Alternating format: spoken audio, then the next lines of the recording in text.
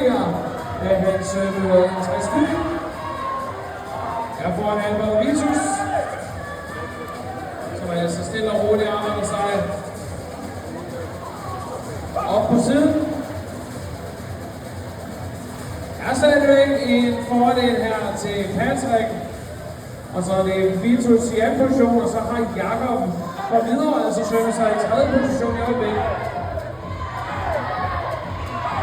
Og vi ser ved med de her herrer, som kan trække den underste bryst frem og forsøge at sætte sine konkurrenter.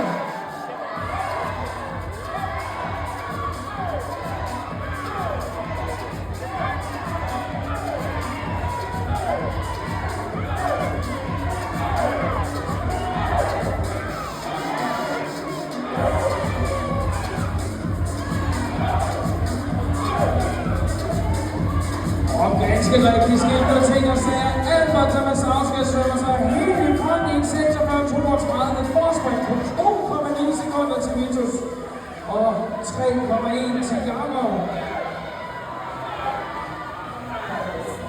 Det ser ud til, at han har tænkt at gøre det helt færdigt, har adskillige kropslængder til forfølgerne, men så kæmper de altså om medaljepladser. Kommer Pat.